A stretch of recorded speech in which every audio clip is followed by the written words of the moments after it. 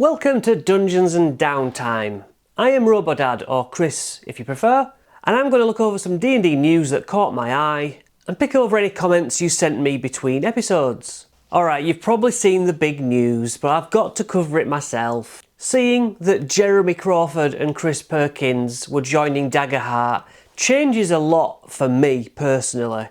Even in the last episode of this, I was like, yeah, it's an also-ran Daggerheart. It's never going to be as good as D&D because it's just D&D trying not to copyright D&D. But now that those two have left and gone working with Matt Mercer, and that suddenly times 10's their strength. Now I'm not saying it's going to replace D&D, it isn't, but there is a huge piece of the iceberg that is going to solely be in Daggerheart's camp because we've seen how WotC have lost so many people who are sticking to their guns and not forgetting what was done over the past few years. And the reason I know this is a big deal is because I, in the last episode, was not going to get Daggerheart. As soon as Jeremy Crawford and Chris Perkins joined Daggerheart, I ordered it. And if I order it and I'm not that bothered, then there must be people more passionate than me about it. Now that did push me to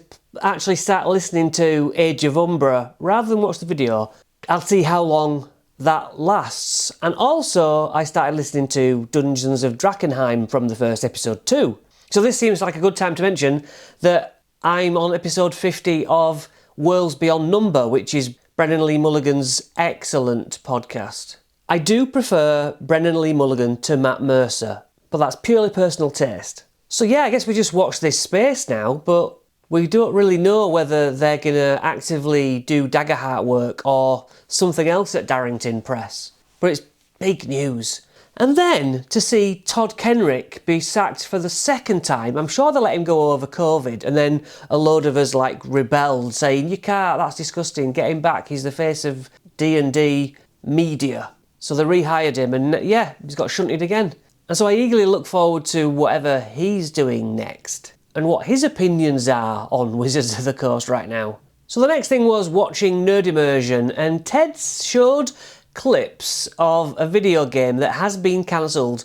There were 5 games being made to follow up Baldur's Gate 3, but not by that team, in-house. And of course, last time they in-house did a game, it was Dark Alliance, which I was playing through. For the first time, the disc got a glitch and I couldn't do it. And then I got past that glitch and then just couldn't do the Beholder fight. But that game got slagged off quite intensely. But yeah, this game that Ted showed looked really good. I love rich graphics. The beautiful worlds that has me in. And I just hope that we get something as appealing as that looked when a video game does drop next. People likened it to Dragon Age or Dragon's Dogma, and I like both those games. So walking around doing puzzles, hiding in the grass like Assassin's Creed or Horizon Forbidden West or whatever. I just thought, yeah, I'd really enjoy that. Then something else that caught me by surprise this week was the Game Master's Book of Legendary Locations. Now the Game Master's books, I think there's about 12 of them now, random encounters, NPC creations, they're all solid books, puzzles, riddles, and you get one-shots in all of them, even though it doesn't say that's what they're about, but you just get over-delivered, which is great.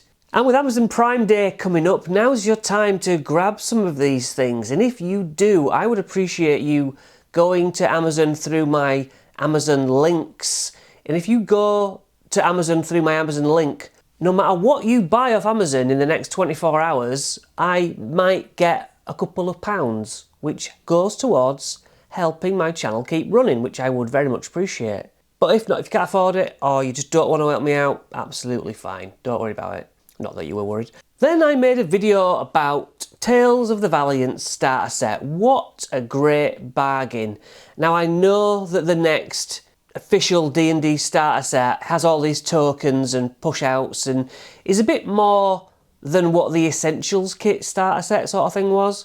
But I don't think that has minis and maps, and so to say it's just 5e with a slight change here and there, if you want a starter set, a new starter set, this is excellent. You should watch my video on it. I also did a video, while I'm talking about myself, for the Scorched Basin. I got a good sneak peek at what's going on inside that project out later this year, which I did some voiceover work for. You scan a QR code and many YouTubers did voices for it, which is awesome.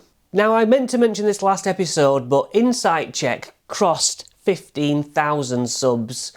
And when I interviewed him for this channel, Jeremy had a race on to go for 10,000 subs, which seemed like a massive amount, and now 15,000, just well done to him. He says that he'll come back on when he gets a chance and we can have another chat, so that's really good news for me. So this week's comment that I want to focus on comes from Squab. Soon to be beginner here, currently waiting for the DM to spot all the mistakes in my character sheet. Lol. Playing a fairy circle of wildfire druid, acting as the healer of the party. Any tips on making the most of this character and being useful for the table would be appreciated. So I asked my community if they'd ever played a fairy and how it went. Mike B said, sort of, because as a DM I had a pixie NPC called Heatherberry that travelled with the party. She didn't speak common or elven and no one in the party spoke pixie.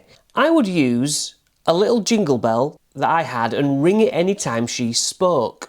So there was a lot of jingling and facial expressions and pantomiming involved in every interaction between her and the party. It was fun. And I don't think a lot of you had played a fairy, and I know that fairies got a bit of a, was it a reputation?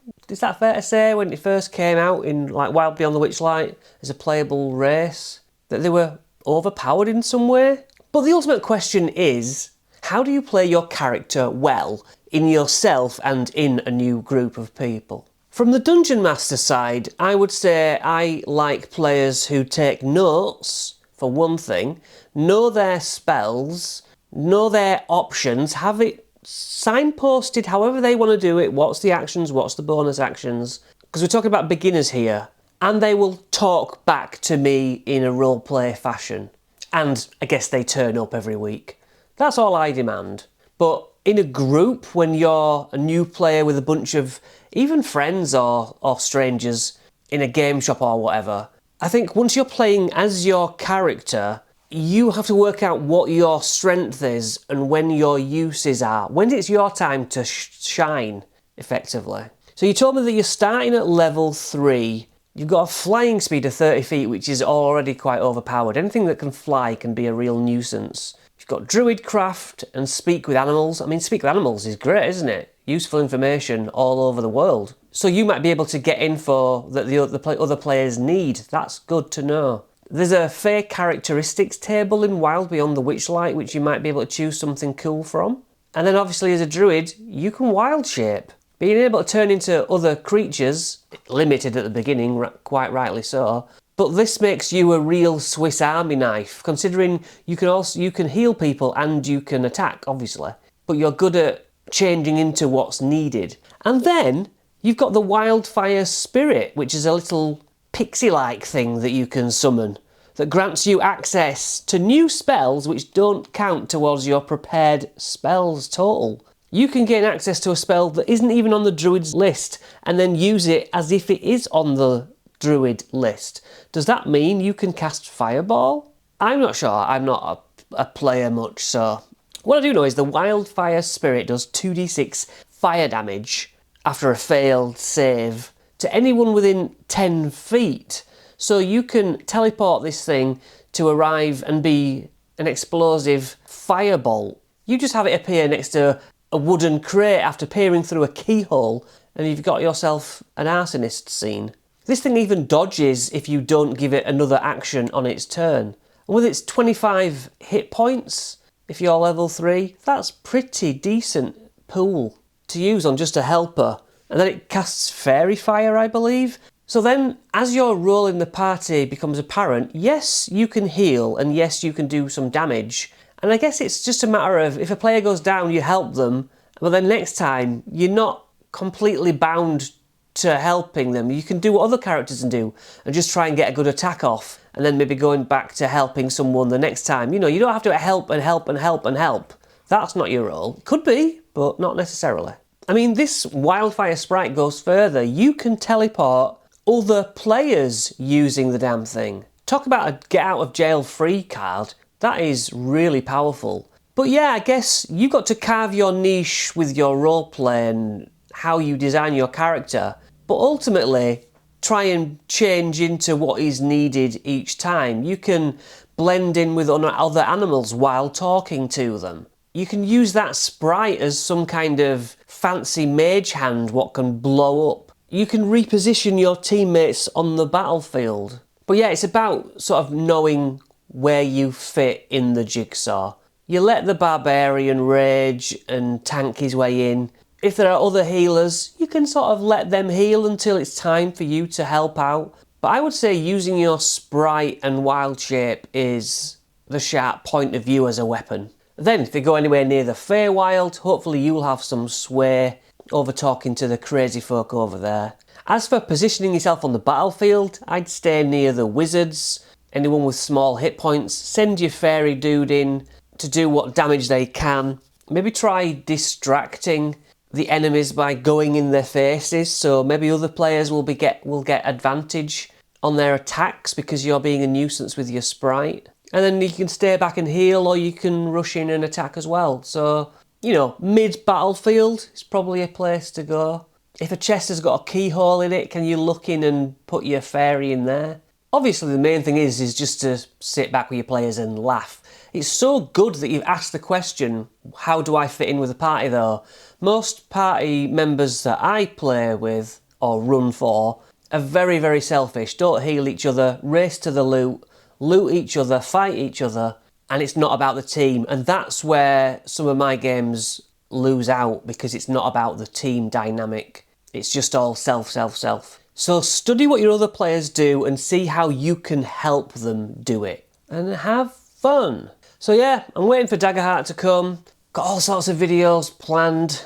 And if you want extra content, there's extra content in my guides or just other videos that appear once you become a member, either on the wizard level or the archmage level above it. If not, it doesn't matter, I'm just letting you know that's an option. And I'm just surprised that my first episode of this got more than 30 views. So if you've got comments on this video or anything we've discussed, anything in the D&D scene right now, please leave your comments in the comment area and we can look at your opinions next episode. And watch out for my posts, because I'll probably be fishing for ideas for the third episode of this semi-podcast. You're the best. I'll see you later.